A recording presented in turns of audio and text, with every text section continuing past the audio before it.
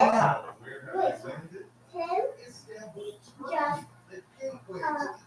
don't look like Fred Dorfler.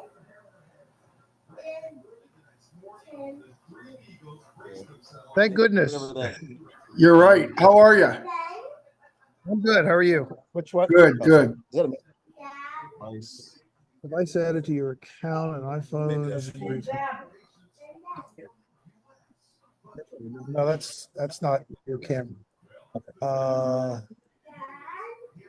Let's go into settings, video.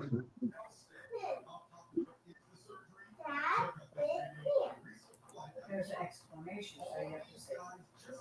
Dab it, Tim. Dab it, Tim. Not showing up. Who's it for?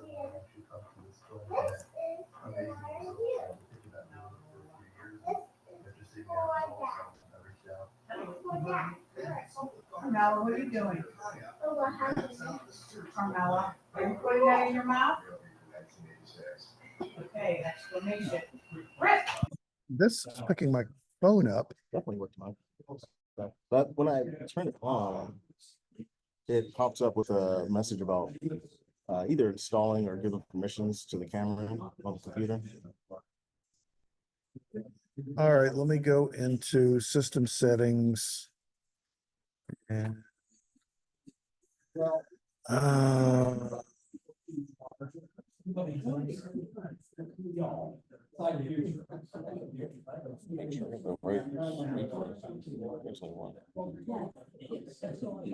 Wi-Fi, Bluetooth, network, battery, general accessibility, appearances.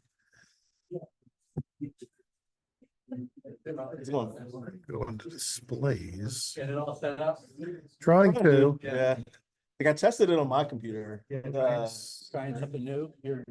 Yeah, we'll see if we can get the the camera. So that's We can get a little closer. to video it.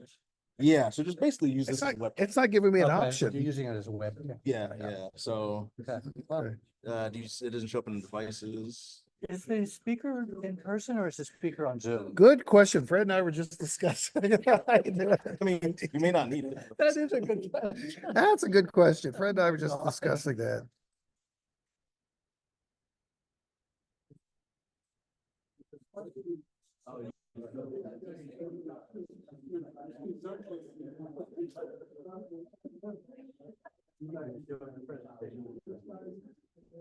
It's still not coming through.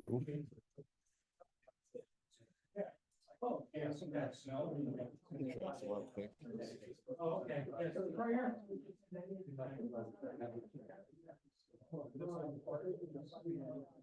see the plug. Just want to see how it shows up. Wait a minute, what do you The plug? The plug for this. with this? Yeah. It does something.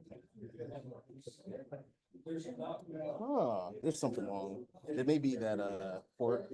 So as soon as I plug it in here, it gives me the options. Yeah. Oh. Yep. There we go. So live streaming. And then Okay, yeah, there it is. so 720p 30. Okay, I guess I get enough battery to not worry about it. If I could plug my battery into here. Yeah, that works. Okay, cool. All right. And then so you pick the camera, and then for audio, pick the camera. I think it should bring my Audio.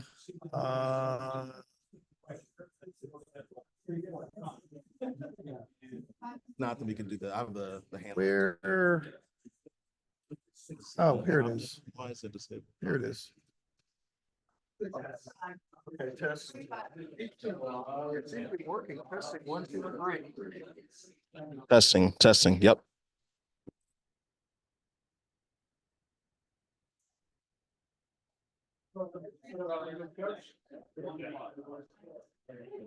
I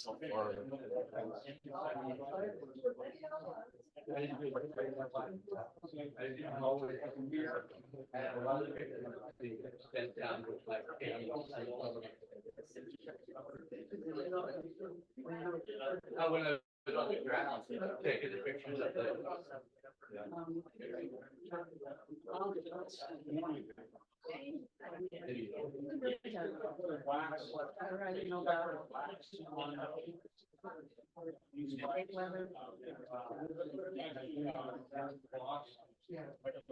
Right.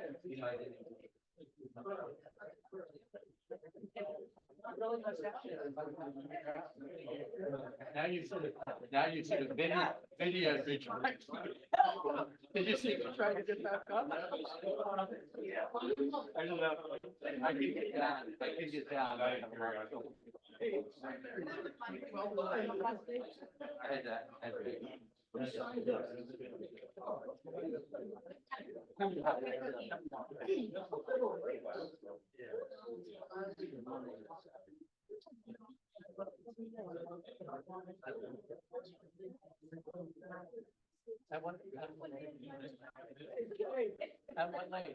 Oh, when he was down to his Moraine. Oh, we fine.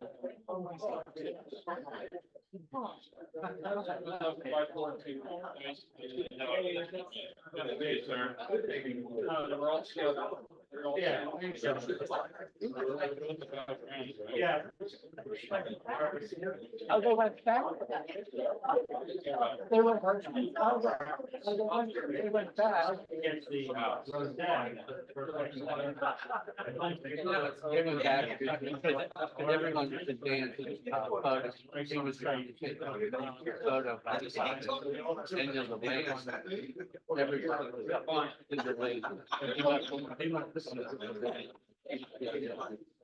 What he could say. Oh, I'm doing all kinds of good process.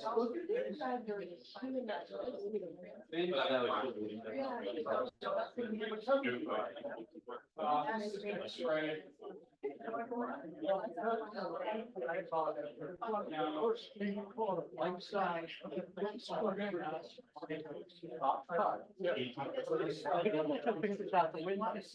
I know.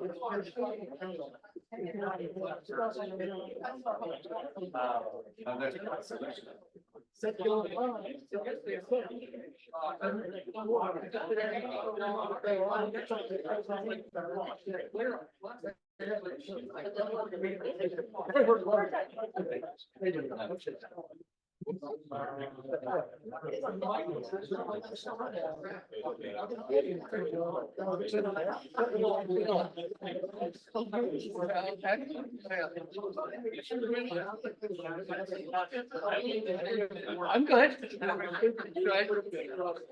Are you now student or?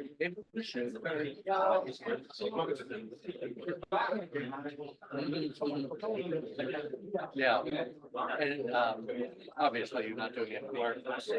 Yeah.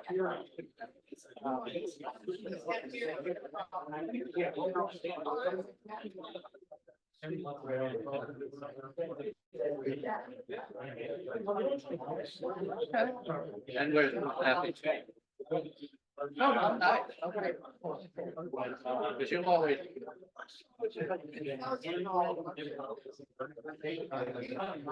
Year and a half. Yeah. But you were always gone someplace. Exciting place.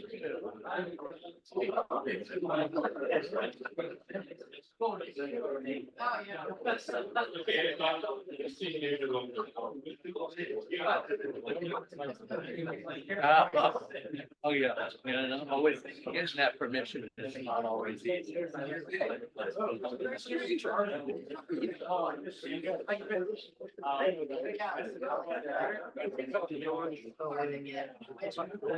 Are you on?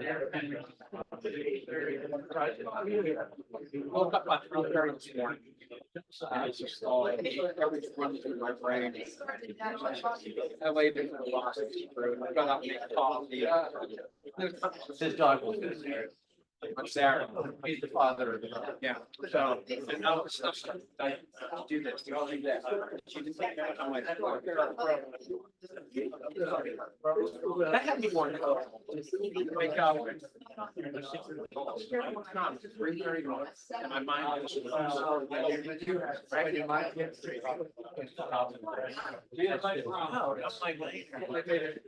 It's all 50 stuff, it's nothing.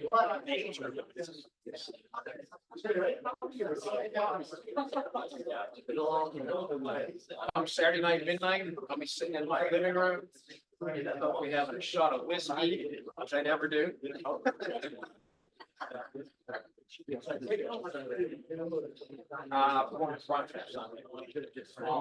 Just my daughter, the son-in-law, Karen and I.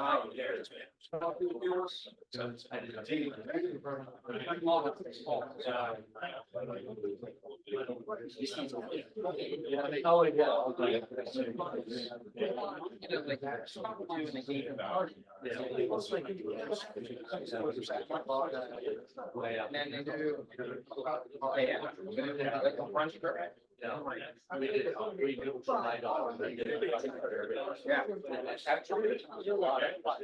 Oh, yeah.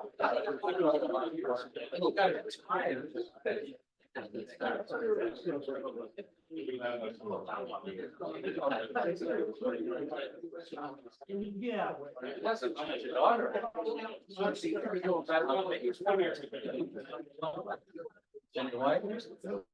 She did all that. I'm glad I'm here tonight. We're gonna add, I don't know, you got me. I'm looking to see if I never had his email. But I never had his email. Well, I got something here, but that's, yeah, well, this is just Fred's invitation. gonna have to All right. do some comedy or something. All right, well, it's in your hands.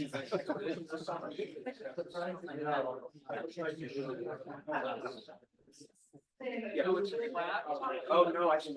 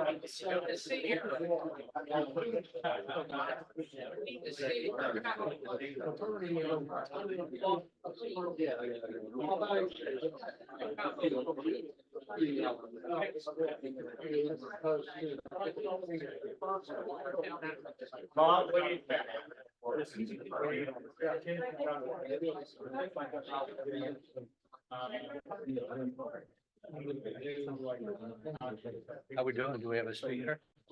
Good question. Oh, okay. I know who he is. Hello, my name is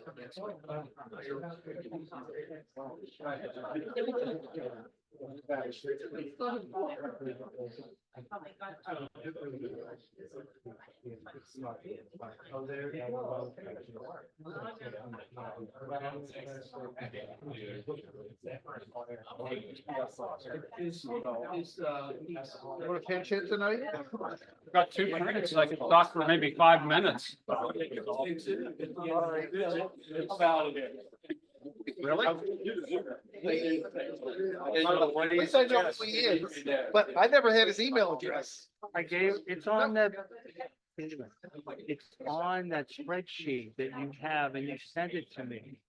And I asked No, you, that's his website. that's his email address too. And I send you copies of every single email that I correspond with these guys. I looked. And if you don't have it, ask me for it. All right, I'll do I it. in the gotta future. have you do. I'll do that in the future. I'm sorry. All right. Okay. So what do you suggest? He asked me to pitch it. Not my friend. We're gonna have people talk about this place. Tell it. I called him, but he put it on a.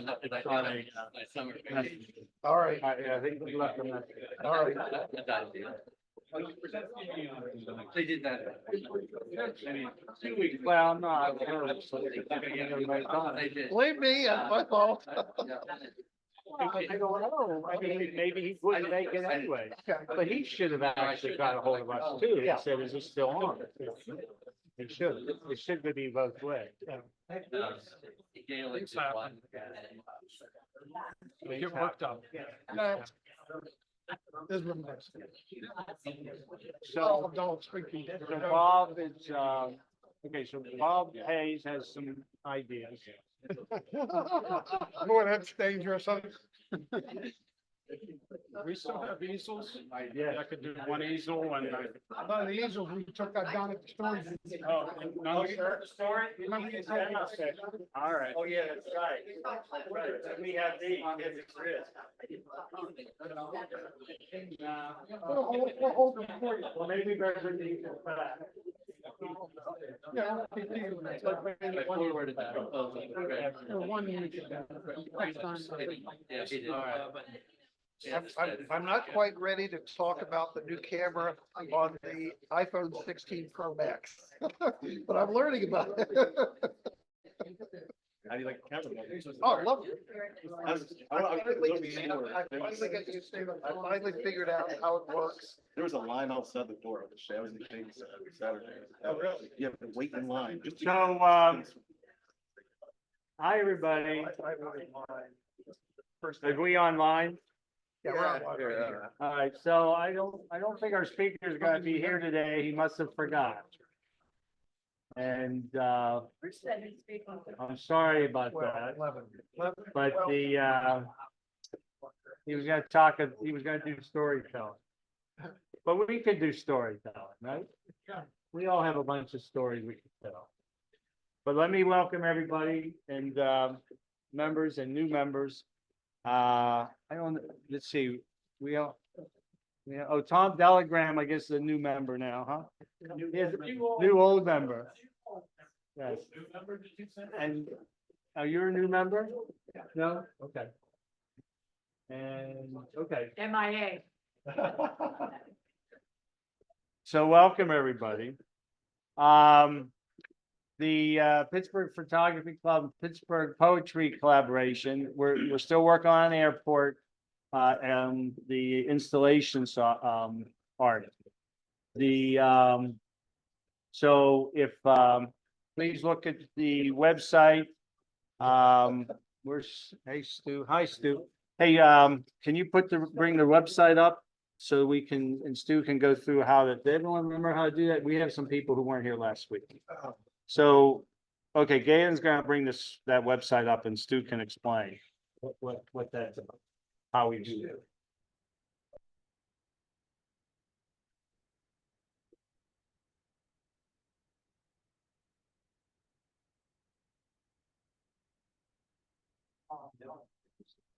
Want me to do my screen before we do that? Oh, yeah, go ahead. Okay, got one announcement, we have the, mat board for the print competitions are in. They're 1 for 6 and 2 for 10, so anybody wants that, let us know. We have probably 100 of them we ordered, so anybody can do that. And we had a nice trip at Milan on Saturday, we had 9 of our members there. Nice to see Lori and Frank Bruns come back, they were out there shooting, we had a good time. And of course, I gave them some tips.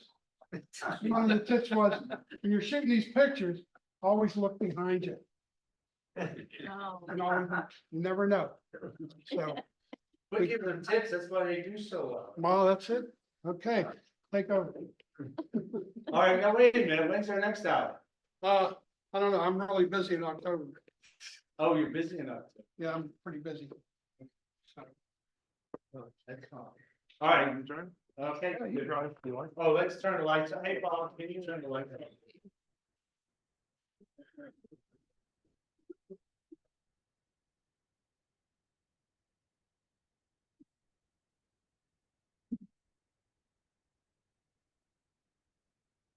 All right, hey, hi, everybody, and welcome to the, I guess, our second meeting of the new season.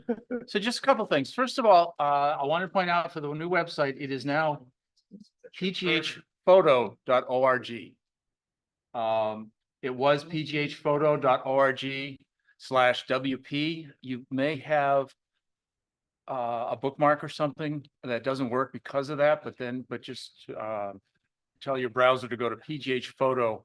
That was one of the changes that we made over the summer is when we rearranged the website for, among other things, for security, and that was one of the security changes.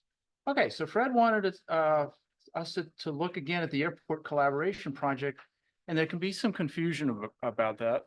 And the place to start is here on the website.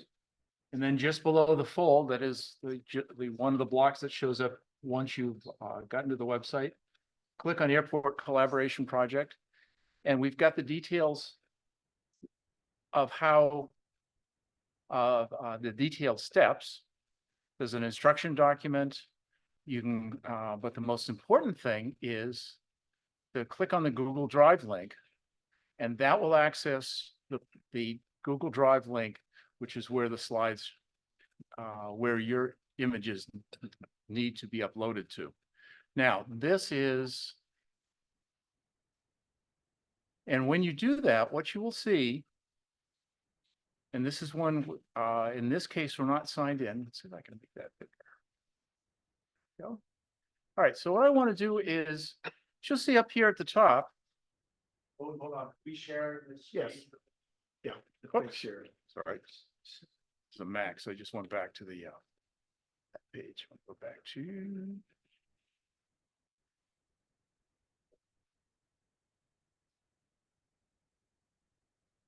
And what you'll notice is right, it'll show up in list view.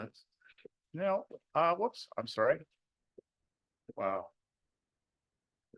There we go. All right. So the Pittsburgh Poetry Collective are the folks that we're sharing this with, but we want to go here to the Google Drive link. And up here, you'll see that we have the layout is either list or pull this over a little bit so we can resize that window a little bit. There we go. And this works, this really shows how it's organized. What you'll see is that each one of these folders has been created for each poem. Now, to get started, here's a copy of the instructions if you want the detailed instructions.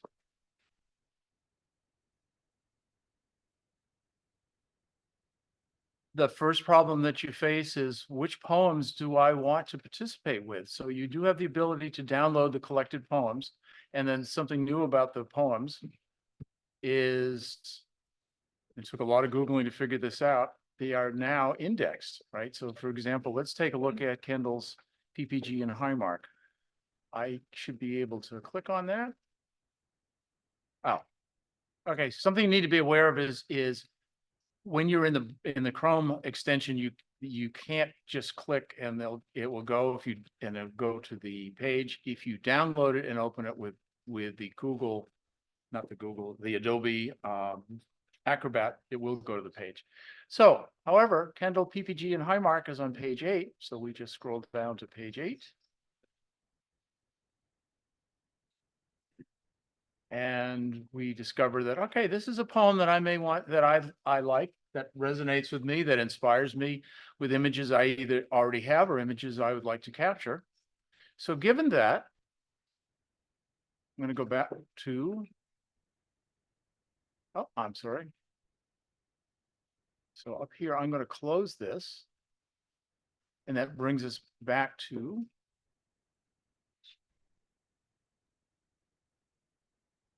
and I see that here, Kendall, PPG and Highmark, if I click on that, these are the photographs that have already been uploaded in support of it. And what we'd like you to do is to enter them in name and then your name and then the image name. And it's simply a matter, and then also you'll find the poem here. So it's simply a matter at this point, if I want to upload something, this isn't my PC, but if I had a JPEG, I could simply drag and drop it into this. Or I could go back one level and I could drag and drop, and I could drag and drop right into whichever one I want. So again, the instructions that are here, as well as the instructions that are directly accessible through the website, go through that in detail. But the key thing is find the poem you want and drag and drop, and then don't forget to add your name to the contacts. Yeah, So it's that's very easy to do. We're gonna pick more than one image for each poem. So don't, so just submit your images. Right now, they don't have to be finalized. So if we like with the poem, if the image fits with the poem, then we will tell you, and I'm sure you wanna, speeds it up, takes it up to make sure it looks best. One thing we do have to get the exposure all the same. Well, unless it's and also, I'm sorry. oh, and there are orphans here. There are several poems that have no submissions at this point. Yeah. So take a look at those, and again, look for inspiration. So we're looking forward to the inputs. And if these are going to get displayed, we've got a number of different ideas over and above the Pittsburgh Airport project, but that's the start. That's the target, is the Pittsburgh Airport project. So any questions? Yes. How long is it open to submit till? What date? What's the end date? There is no end. And no end date right now? We have two poems we want to finalize. That's the PPG and Highmark. Okay. And probably the zombie one. And we're gonna get that finalized this month so we can put that in the submission. But the end date for these, other ones, I don't know, maybe March 1st or whatever. So you may need to, one of them, you may need to go out and get some pictures. I went out and we had, one of them talked about French fries. I went out and took some French fries at the food festival a couple weeks ago. But I'm gonna submit them. I didn't get a chance to do it. But yeah, any other questions about that? Yeah, what's fun. I mean, it may seem like work, but it really isn't. Just drag them into the so easy. And it starts to be fun, because then you go, oh, I can put all these in and this, and then it's actually fun to look at it. And if you, I put a bunch in rust. Do you need more rust? Yes. With more rust? Okay. I thought 10, 12 that I put in would be covered. If you have more, that's fine. I'll have hundreds. Oh, yeah. flood this up. I mean, depending, you figure 7 seconds an image, maybe longer, and depending on how many, sometimes the public phone is set 3 minutes, maybe 5 minutes. The zombie one is 5 minutes and a half. He may have them up longer. Yeah. So I would just put them in. If you have something you think's interesting, just put them in. And then we'll see how it fits. And then, you and the fellow will discuss another, the photographer will talk to the fellow, and we'll get them coordinated and figure out how it flows. So it takes some time, but we want to get 2 of them done. And this is-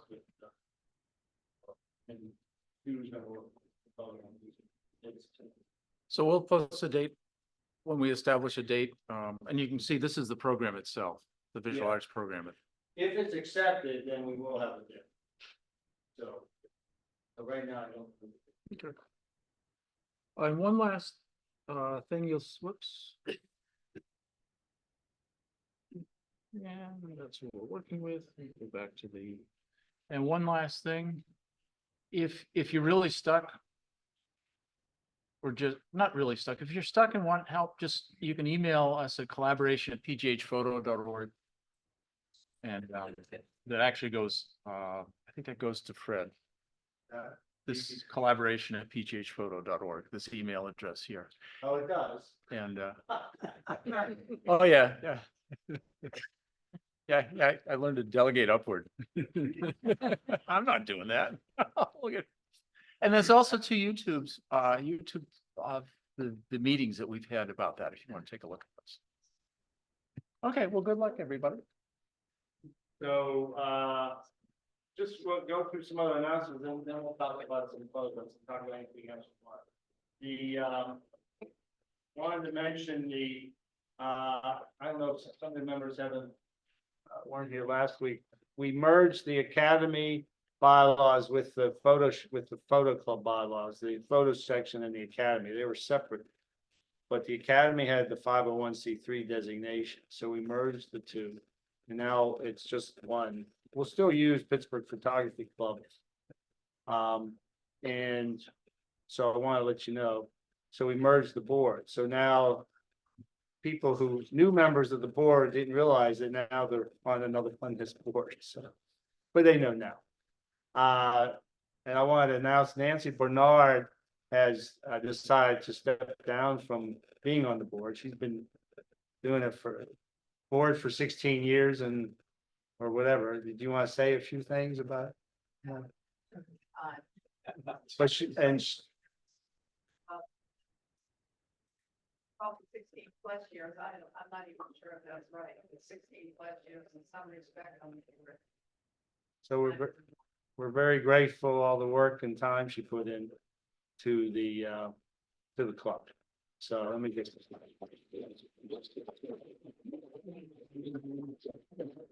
It's a lot of work, a lot of time.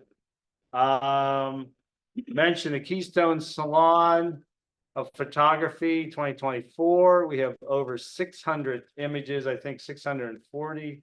Bill Schizler's not here, and in 6 categories. And so that judging it's end last night. Judging is going to start. We were able to cover our expenses and even with some cash prizes, I believe. So but that's very exciting. I don't have all the exact numbers about how many in each category, but I can let you know. But I hope I think there was about 30 of our members.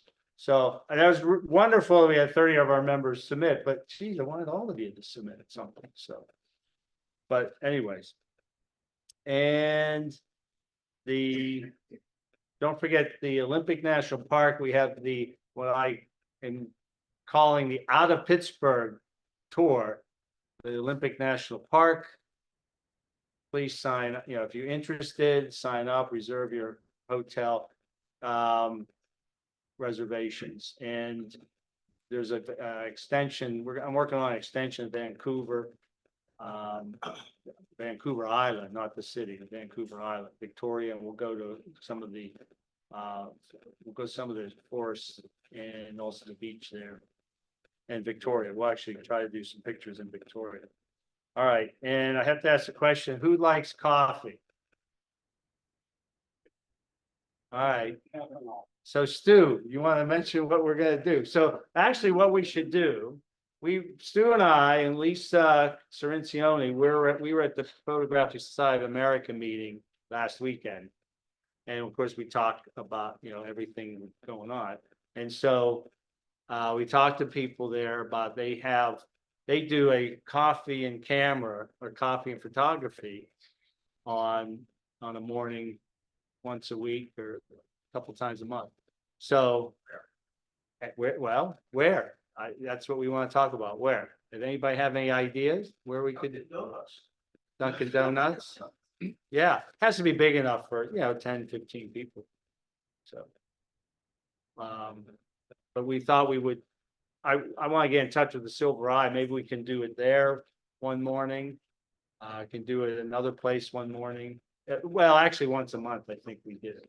They were doing it, so. But any ideas? Tim?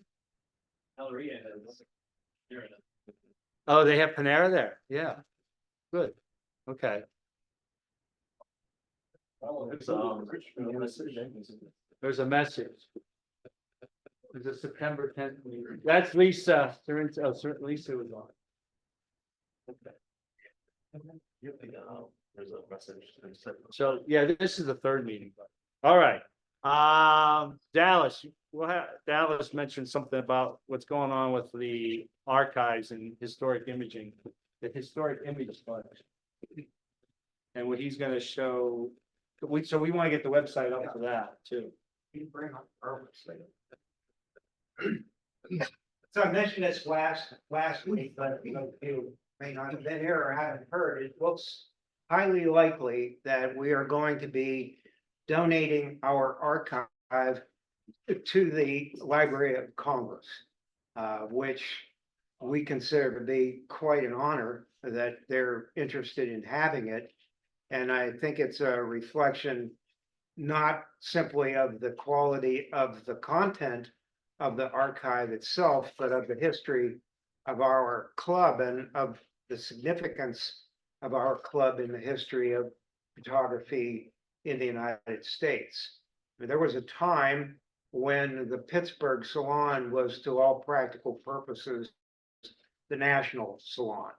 When the salon was held at the Carnegie in the early 1900s, for example, the salon was ran for 2 weeks and was attended by about 15,000 people. So it was quite a big deal. And again, reflects the history of the club going back to that time. The agreement has not been finalized. We'll resume work on that in November, but it looks very positive. The individual that we're dealing with has already sort of greased the skids, if you will, or had side conversations with the people that also have to approve it, and everybody seems to be in agreement. It looks like we will only be donating them, or they're only, I should say, specifically interested in the prints going up to 1980. So the newer prints we will be keeping, it looks like at this point, and likely continuing on with accessioning a couple every year, the winners of the salon and the end of year competition. So, I mean, that's also not cast in concrete yet, if you will, but likely, I would say, to happen. Meanwhile, we do have the online archive, and of course, we will be retaining that. I don't know how many of you have had or taken the opportunity to look at it, or even seen how to look at it, but asked to have our website brought up here. Galen. Hello. So as you can see, it's at the menu ribbon across the top, and then access the digital archive. So this is what comes up when you first go into the archive, and you'll see, if you can scroll back up to the top, there are a number of ways that you can look at it. You can search by photographer, which is probably the most useful way to do it, unless you have something else in particular in mind. I mean, you can sort by the catalog number, which can be of significance if you're doing maintenance on it, but probably very little significance to you guys. Mainly, it would be the photographer. There was a function called album, which I realized, I don't know, a year or so ago had simply disappeared, where you could just almost like, flipping through a photo album, if you were, a photo album with a heck of a lot of pages, but you could just flip through, and if you position your cursor over the image, it would pop up some data about that image. I've asked for that function to be put back in. It was there evidently only as an experimental thing. Told him we liked it, and hopefully he'll put it back in. But meanwhile, you can still access everything. To actually see the image and information about it, you click on, as you can see, the column under details, those are hotlinks. So if you click on one of them, you'll get a screen that is an image of that print and whatever data that we have about it, the maker and the title and the size and the technique. If we know for sure, sometimes the number of salons that it's been in. The older prints often have on the back of the print numerous labels representing salons that they have been entered in. This goes back to the day when these prints were packed up and shipped to a salon. When that salon was over, they were packed up, shipped to the next one, or back to the owner, and then to the next one. So they were handled a lot. Many of them, I guess, presumably mostly the really good ones. And so, although the photographs themselves are usually in pretty good shape, often the mats are kind of beat just from being handled that much. But of course, what you see online is just the photograph itself, not the mat. So anyhow, you can step through those. If you click on any one of the details. Look for the Archer one. It's, the husband, what is it, the husband? What's it The called? husband, well, Husband. there's no way to find a print by the name of the print. Yeah, I think it's the last one of his. Oh, it's his the list. very last I one? think, on Okay, his, under his name. yeah. So you gotta. So, I mean, that's what happens when you click on details. I think you can double click and make it larger. No, I don't think so. Nope. No. One of, that's another thing I want to ask, about whether they can do that, because the images that we're uploading are competition size, digital competition size images. So obviously the image could be larger than it is. You got to, are you actually, is this just the first page that came up, or did you? Yeah, first page. Okay, well, you want to go back up and look under Archer. Sort by photographer. Drop down the menu, the blue, drop, Up here. now find Archer and click it. Say go. I say go up there.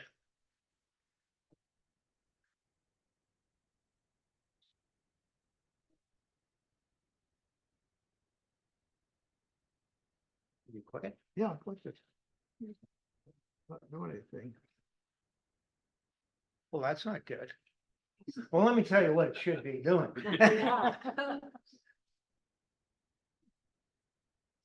Worked 2 days ago. That's odd. Red Archer? Charles Archer. Charles. Oh, Charles. Still nothing. We're connected. Yeah. We're connected. Same thing's happening to me. Okay. I can't, yeah. You must have it offline at the moment. Well, it's not But working. it's not. Sorry about that. Most of the time it works, it really does. Except of course, when you're trying to do a demo, then it doesn't work. But anyhow, you can call it up by author. Unfortunately, there's no way to access it by name. Since we're presumably going to be giving up the prints themselves, I want to try to improve the capability of the online archive to make it easier to find things other than just by the name of the photographer. Some of the images don't have names, but nevertheless, we can do a lot of them. That's a question. If the Library of Congress decides to publish these, make a book or something, would we get any kind of royalty? I don't think they would do that. I don't think they would do that. And we haven't discussed that notion at all. As far as I'm aware of. Yeah, but that's a good point. So there's no rights that we're keeping? No, we do have, they are ours. Okay. They're copyright, it's our copyright. Yeah. The question is, and Tim brings up a good point, is if someone wanted to, they have historians and curators going do it all the time, and they feel this is an important piece of amateur photography and pictorialism and that transition into modernity, but so there, I could foresee, actually, since you brought it up, I could foresee someone writing a book about this and then using some of these images. And so we would want to make sure, and I don't know how they do that with, as far as the rights, but we have copyrights and we would be notified, they would have to ask us for permission, yeah. So we want to make sure about that. Yeah, I And think we've we been certainly told have about to that. ask us. Mike had been told about that, we still would hold the owner, we would still be ownership. And we have the right to reproduce within the law. Well, and then we have the right to, yeah, we can still keep our TIFF files and we can still produce them. Yeah. Reproduce as much as we want. Well, in any event, yeah, I'm sorry. Dallas, I must have glossed over, where did you say these archives are going? To the Library of Congress. In Washington? In Washington, Okay. DC. Yeah, which, for those of you who may not be aware of it, the Library of Congress is certainly the premier archive in the country. So to have it accepted there is quite a thing, I think. If any of you are curious, 60 Minutes did a piece on the US Archives on Sunday. Yes, on that. Okay. I would think it's the premier in the world. Probably true. Some have referred to it as the attic of the United States. Yeah. Since the library, since the library in Alexandria was burned, ours, that's not. Right, yeah. Oh, right. Okay. All right, hey, Bob, can you turn the lights up a little bit? So Sue's gonna give a little presentation. And if anybody else, and then we're gonna, I guess, bring up some stories. Yes, oh, Tim, we'll start with Tim. Tim has some things he wants to show everybody. Right now? Yeah, sure.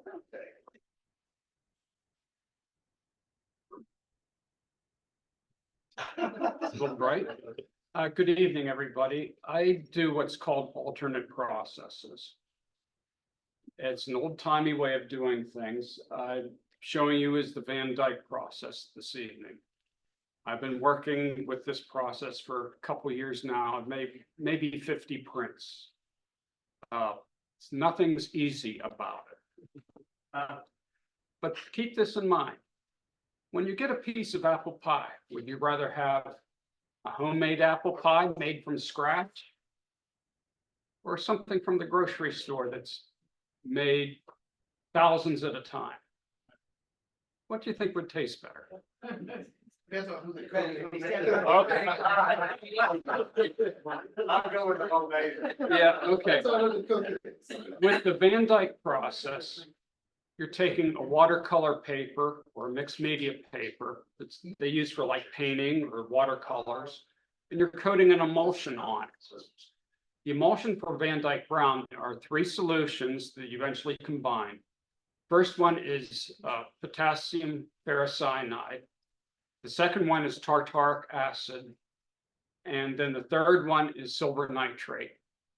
And you have to stir these up and mix them and then individually and then combine them together. Then you're supposed to let it age for a little bit, a couple weeks. So it's not an instantaneous. These prints I did about 2 weeks ago. This print from Hawking Hills, the Hemlock Falls, was done on Canson XL paper. It's a mixed media paper. Has a nice look to it. This other print was done on Arches watercolor paper, a hot pressed watercolor paper. And when you coat the emulsion, this paper, it absorbed up fairly readily. With the Arches paper, I had to go back and forth many times because it seems like it must have a sizing built into the paper. But I really like what I'm seeing. There's more tonality, I think, with this paper than with this. So what you do is once you coat your paper, and sometimes I use a foam brush, go back and forth many times. You let it dry, then you take a negative. Now this is from an 8x10 negative. The negative is the same size as the print. With this print, it was 11x14 negatives, and I was trying the paper with some cyanotype, but I thought, well, I'll just save the end piece and try Van Dyke Brown on it. And so even though it's 11x14, paper wasn't quite big enough. So you put the paper, it's coated and dried with the negative on top, and then you put it in a UV light box. I mean, until you get it, you can use room lights to get things set in place. So then I put it in my UV light box, and this was a 14-minute exposure in the UV light box. This was a 15-minute. Sometimes I do test strips. Well, often I do. First start at 8 and 10, 12, 14, 16, and 18 minutes. So I'll have a strip testing the different exposures. And once I process that, I decide that this needed 14 minutes and this needed 15 minutes. Once you, in the processing, it's not your black and white typical process. It's not develop, stop, fix. The initial developing is a wash. Just plain water. If I feel like I need a little bit more contrast, there's drops of having a senior moment. I put like 3 or 4 drops into a quart of the water. I do another rinse, and then I put it into a selenium toner. It's a very dilute selenium toner, 1 to 60. And after about 20 to 30 seconds, I decide I've seen the colors shift enough. I want to snatch it out. Then I put it in fixer. And it's sodium thiosulfate. I think it's a 1 to 30% solution. Hypo clearing agent, and then I wash my print washer.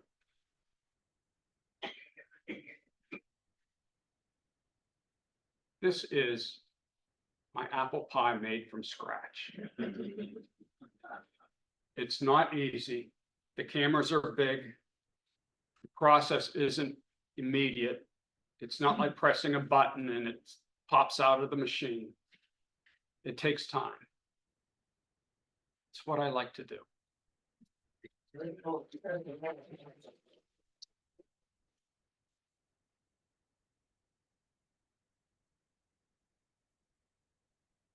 Okay. Yeah, I don't know about anybody else, but I just love his photos and his alternative process. I keep sending him emails because I'm on get some blogs. I get blogs about that alternative process. Yeah, I sent them to you. I think you're already signed up for that alternative process. All right, I'll send it to you. All right, Stu, do you have you want to do your coffee thing? All right. Well, while you're doing that, Viviana, do you have a story you want to tell us? Yeah, I'm not sure. I was asking Rob about, she wanted to project a picture from her phone. Best way to get it on his computer, so it's on the Zoom. Unless you send it to email to Galen's email. Somebody can get it. You want me to send it to you? It would be Galen. It would be Galen's email, which is email. Yeah, let me, Can I just text it? I know. I don't know if you can. I'll just log in on this.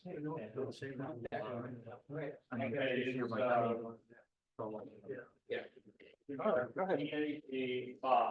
Wait, GAG, Five, just the number five.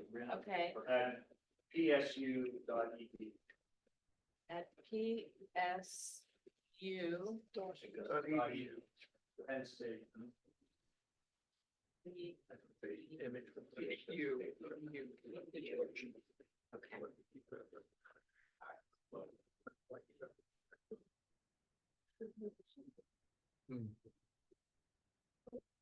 While we're waiting for that, Peter Tice is going to do a presentation about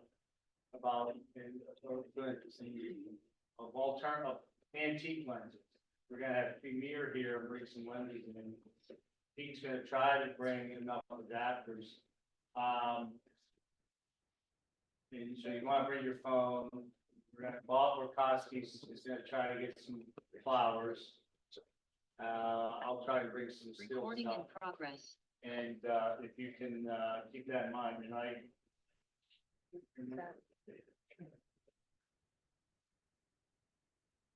It's the first.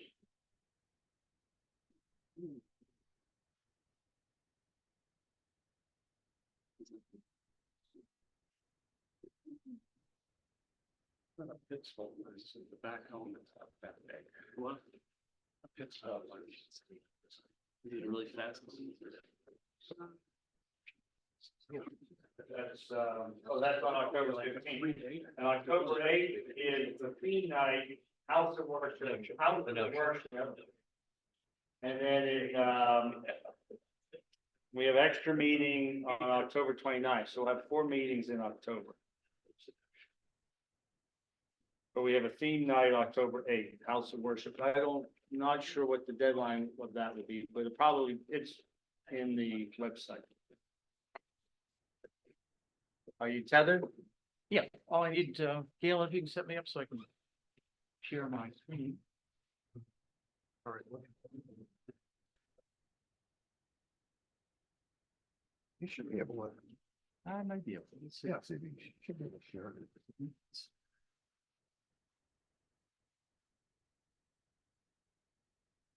There you go. Yeah, okay. Okay, All sweet. set. All set. There you go. Phil White. Good.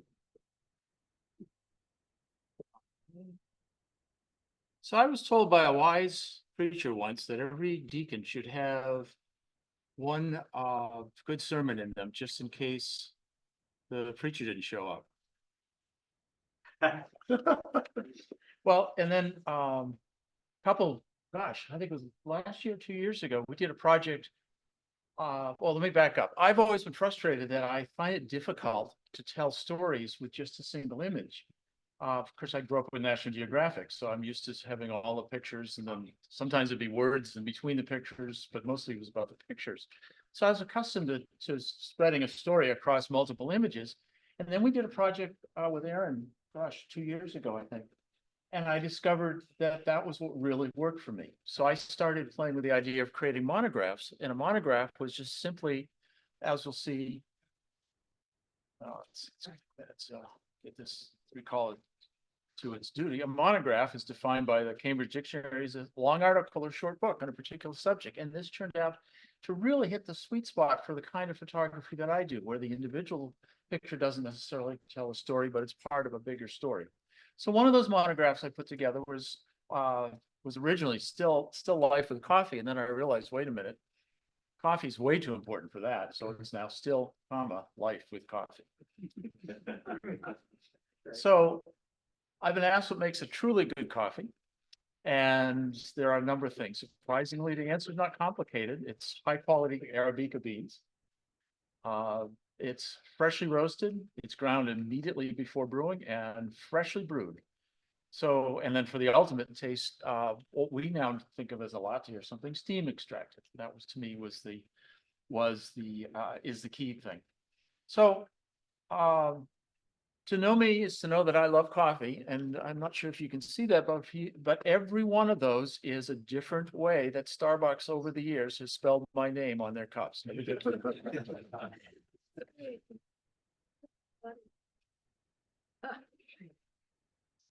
So for me, it started in Zaragoza, Spain. I was there right after the death of Franco. And this is what a third world post-industrial country looks like. That smoke is all coal smoke, right? This is what Pittsburgh looks like in the 20s, except this was Spain in the 70s, because Spain stopped developing sometime after the Spanish Civil War in the 30s. They didn't take part in World War II because they had nobody left. They were exhausted. A phenomenal portion of their fighting force was either dead or in prison.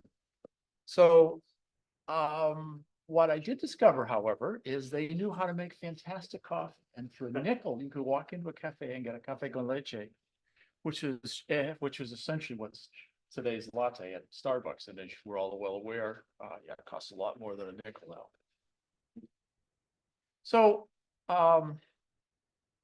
I was in the Air Force, of course, at this time, and one of the things any of you who've been in the service know, one of the things that makes the United States Armed Forces pretty much unique is the fact that we're given a fair amount of freedom, right? No one's looking over our shoulders to make sure. I mean, there's no one's looking over our shoulder to make sure that we're exactly just doing what the mission says and the orders, etc.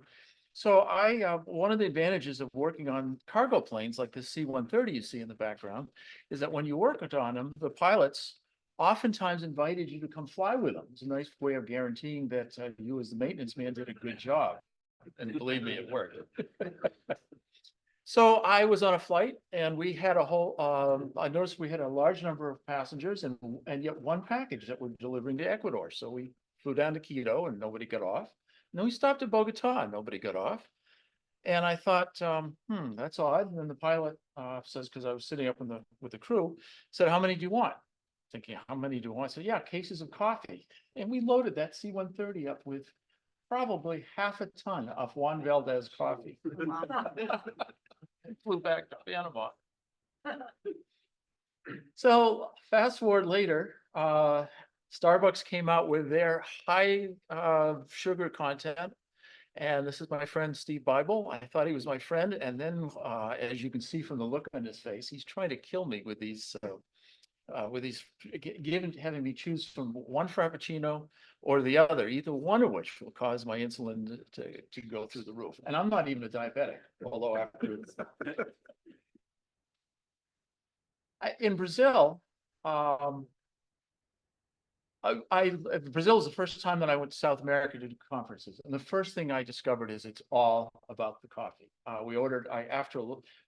This is the setup for a conference where I was delivering in Sao Paulo, and gave them a 10-minute coffee break. Said, it's time for a break. 45 minutes later, we had to sort of herd them all back in the room because that's what they did. They understood.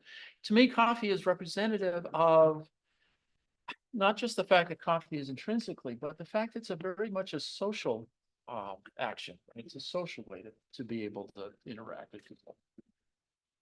In Jerusalem, I headed off into the Arab district and observed this gentleman making Turkish coffee. And this one I get a kick out of. We are all aware, if you've ever been okay? Beautiful.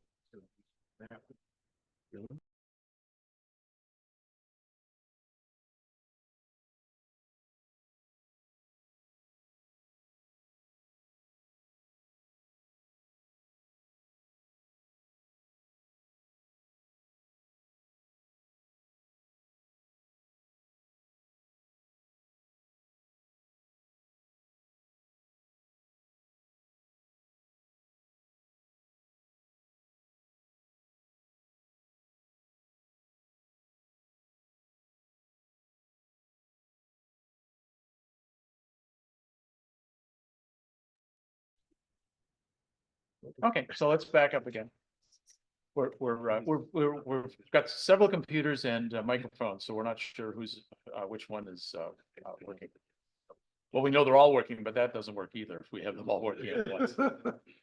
Okay, so if you've been to IKEA, you understand the concept of Scandinavian design, and I always thought that was a marketing thing until going to Scandinavia, and I discovered that the sensibility of the simple, clean design even extended to the waiting areas at the Arlanda airport in Stockholm. And I was really quite impressed with that. The fact that to me, the concept of Scandinavian design, as well as other designs, like Frank Lloyd Wright's philosophy was that our lives should be surrounded by beauty. Our architecture should be beautiful places. And the Scandinavians seem to have taken that to another level. So this was just contrast this with the waiting rooms at Pittsburgh, which are perfectly adequate, but highly focused on utility rather than beauty. And of course, there's a Starbucks there, as you can see. So I went down to I was in, I think this was in Medellin, outside Medellin, Colombia. And went down to the Salt Cathedral, which is 180 meters below the earth, 600 feet below. And of course, the first thing I did at the cafe was get coffee because it was like too good to pass up. In the Galapagos, coffee was a big deal, as we'll see in a moment. Problem with the coffee was it turned out that you had to compete with when you got a cup of coffee, you're immediately competing with the wildlife, as you'll see in a minute. But one of the things about traveling to me is the concept of just being able to just sit down and have a quiet, clean, as to borrow Hemingway's title of a short story from Ernest Hemingway, a clean, well-lighted place. And that's what this was. This is just a cafe out of the way of the hustle and bustle on the Galapagos. And sadly, everything has a life cycle. They closed the local Starbucks in Gibsonia. So I did this project called the Starbucks of Doom because I came in one day and it was gone. Fortunately, they opened up across the street, so everything worked out.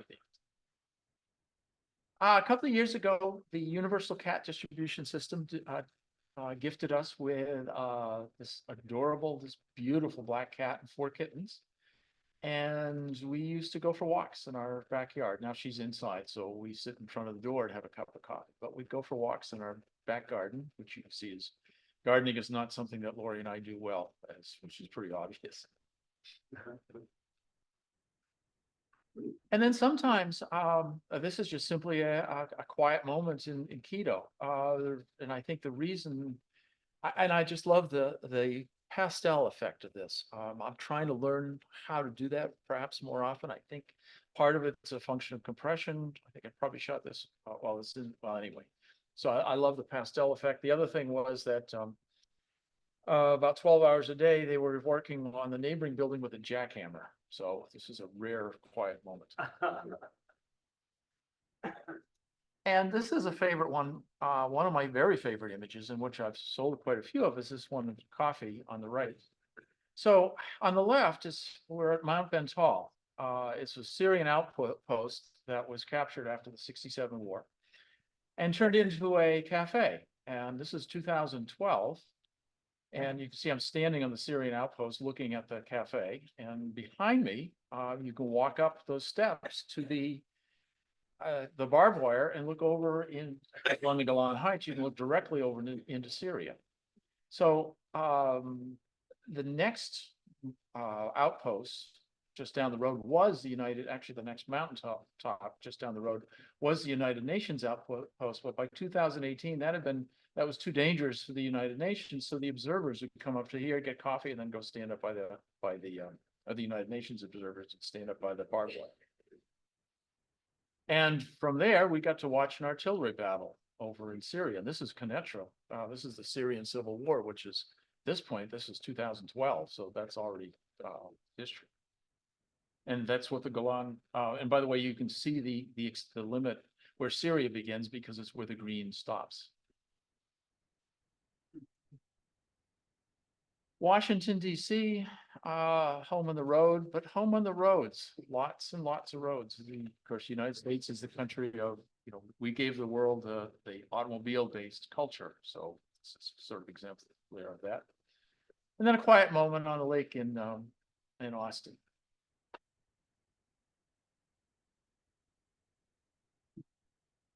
This is in Buenos Aires, despite the fact that it says market in English, and that's quite clearly a Starbucks logo on there. In this part of Buenos Aires, they did kind of what Boston and London and even Pittsburgh did. They revitalized significant portions of the city. Like, probably think about the Strip District, right? This would be the equivalent of the Strip District. Turned it into a pedestrian-friendly area, and that's where we are here. And the pedestrian-friendly areas soon morph beyond just simply pedestrian-friendly into being they wind up being like little communities, places to meet as a community, etc. So they take on a life of their own. And also in this case, apparently they got a good deal on some chairs with English marking on them from some English country.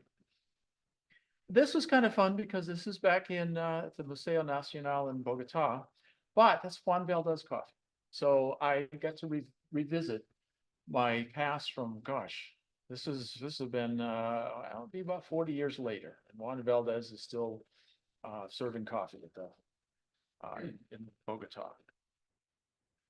And I mentioned that the big problem with coffee in the Galapagos was the wildlife. One of the things I really, really, really wanted to see was Darwin's finches, right? So I'd done some research. Where am I going to find them? What I didn't know is they're everywhere. I mean, they're everywhere. And this is at the airport. I'm just sitting at the airport waiting for the shuttle. I'm trying to drink my coffee, and these guys are, as you can see, they have designs on it. And of course, just somewhere, 30,000 feet in the air somewhere, in this case over Spain, which is my favorite country. And airplane coffee is not known for its quality. Let's face it. And in fact, the Italians actually designed espresso machines to be carried on airplanes. It didn't work. It required too much expertise, and it just didn't work. So for a while there, they were trying to up their game. But the point is that it's not all about, it's about the social aspect, right? The quiet moment on an airplane, and just reading a magazine here on the tablet, and a cup of coffee to relax with. And this is at the mattress factory. And this is kind of cool because you pick up those are all connected with tubes. So you pick one up, and the coffee immediately drains out of the one you've picked up and goes into the other ones. So no matter what you do, you're not going to get a cup of coffee. You have to grab all four. Yes, but we're short 2 hands, right? I hadn't thought of it. I could have at least grabbed 2. Well, no, that wouldn't work either. Just need to duck under the table. Yeah, there we go. And as you can see from the stains on the cloth, it wasn't for lack of trying, right? People have been, I was the first one to think about this. So one of the things I enjoy as, shall we say, an elder citizen of our community is the fact that we have a kind of an obligation, and not an obligation, I want to say it's a privilege, to be able to work and help inspire younger folks. In fact, Fred and I did that at last week at the PSA, the Photographic Society of America. There's this there was this young woman who just won a scholarship from Rochester Institute of Technology, and she's standing over the corner because she didn't know anybody. So we came over and we invited her to go out on a shoot, and we had a great time together. And we learned as much from her about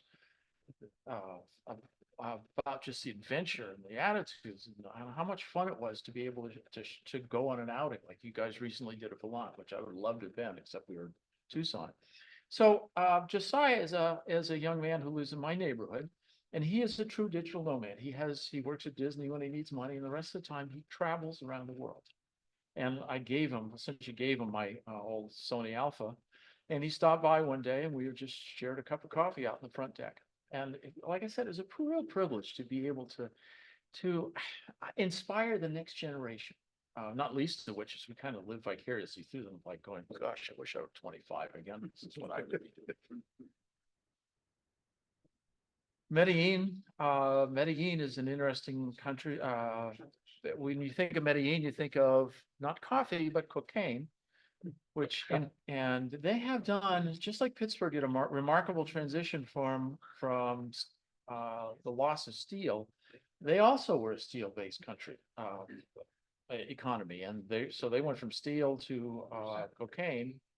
We went from steel to medicine and education, and it turns out that Medellin was doing the same thing. Now, it doesn't. So Medellin was is actually just like Pittsburgh, is a real positive story. It's a story of basically rebirth and renaissance. So I was teaching in this building off to the left here, and now this is not, unfortunately, this is clearly a latte. However, I also, because I was there for several days, at one point I ordered something from the laboratory of coffee, right? They have like 15 different ways in a little kiosk of making coffee. So I ordered some in a way that I hadn't before, and I asked for cream and sugar, and they said no. So what? I said no, you'll ruin the taste, and they refused to give me any. So where is this? Right, this could be the Philippines, this could be downtown Pittsburgh, this could be Sarver. I just got a kick out of this. It's got McDonald's and Starbucks superimposing each other. And Colonial Williamsburg, which is where the PSA was last year. Traditions old as the United States. So I was in a very long, tedious meeting, a really long, tedious meeting. One to the point where I was texting somebody else in Chicago. It went on for like 2 or 3 days. And because we were in Chicago, we had friends there. And our friends, of course, know people. So we were actually at one point texting. Fortunately, I think we deleted them all. How much does it cost to just like solve the problem? I have this speaker, with the present speaker, quietly disappear from the scene, because turns out it's pretty reasonable. You can order up a hit.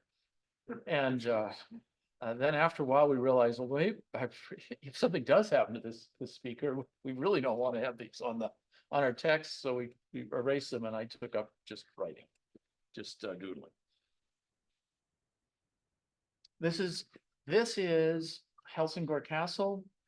If you're familiar with Hamlet, and this is where Hamlet was set. This was, of course, an active castle, not palace, but a castle, which is used for defending the coast of Denmark from the coast of Sweden, which you can actually see right across the way. And of course, Starbucks is even there. So my thinking is, if there'd been better coffee at Kronborg Castle, Hamlet's famous complaint, of course, is that there's something rotten in Denmark. That's the Helsingborg Castle is where it is. So I highly recommend better quality of coffee. Back in Buenos Aires after being out on the shoot for the day, and grab a cup of coffee, and I think that's Stug. No, that's Stu with a smiley face. Okay, yeah, I learned at that point how to just simply spell my name. Had an unusual opportunity in Israel. We had a personal tour of the Knesset through many of the closed portions of Knesset that are not available to the public. And one of the things about the Knesset is, of course, it was built in it's a mid-century modern building, and it is completely dominated by the works of Marc Chagall. It is a museum unto itself, and this is the cafe. This is for the legislators, so it's not open to the public. But this is the cafe, just a scene of what is just pure casual beauty. The concept of we should live and work in beautiful spaces, writ large. Fits in here because it's a cafe. And the Israelis are as crazy about coffee as anybody else. Even to the airport, right? Go to the airport, Ben Gurion Airport, and they're advertising Nespresso machines. This is Rush Hour. I didn't do it. I'm not happy with the framing on this, but it conveys the concept. This is Rush Hour in Puerto Vallarta, Galapagos. And you can see there's people walking by quickly, and they're on their bicycles, and there's even scooters. So everybody's in a hurry to get somewhere, or not. so. I purchased this particular car. One of the selling points was because if you look really closely, you can see in that red circle that if I'm not driving well, it tells me it's time to get coffee. Well, how do you not get a car that's gonna that's making direct inputs into your life and saying it's time for coffee? And I found this little gem in Ushuaia. It can be interpreted several ways. I like the interpretation without coffee, there's no tomorrow. It can also be interpreted without coffee, there's no morning, but I like to think of it as if there's no coffee, I'm just going somewhere else. I'm not gonna be here tomorrow if I can't find coffee. And what was ironic is, of course, we're literally at the end of the world. In fact, one of the things about Ushuaia that's not obvious, it is to anybody who's been to Antarctica, is that Ushuaia is lower than it is truly the lowest point outside of Antarctica. It is significantly below the latitude of New Zealand and Australia. So it really is the end of the road. Ironically, it's about the same latitude as London is in the north. So we live in a world that's, and at last, after all these travels, home sweet home. And Kitty is inside, curled up somewhere in a warm spot. I'm out going for a walk on what is now a beautiful day. So with that, thanks everybody, and appreciate your time.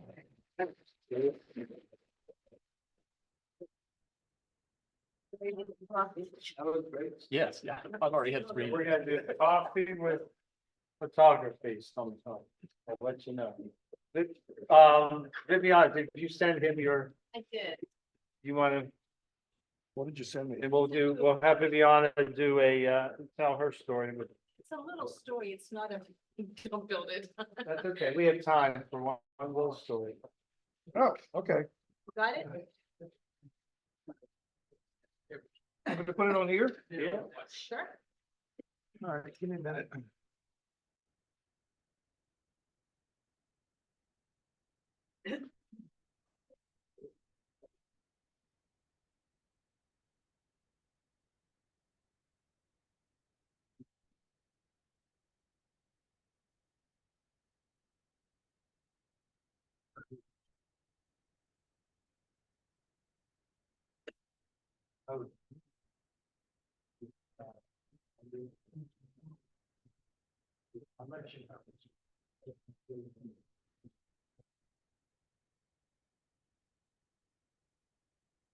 Got an air drums.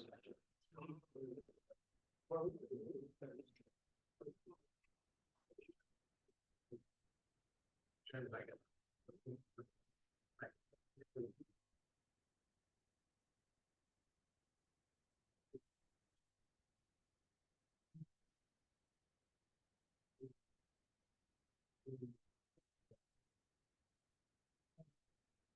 Want to dim the light a little? Okay. You have to scroll it up. All right, hold on a second.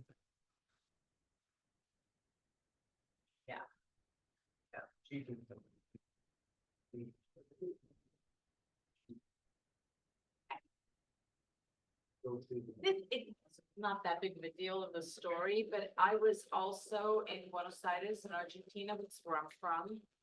And this area that I photographed is called La Boca. It's a very interesting place. Number one, it's where the tango was born. It's very, very working class, but it's also very artistic. A lot of artists live there. The port is there.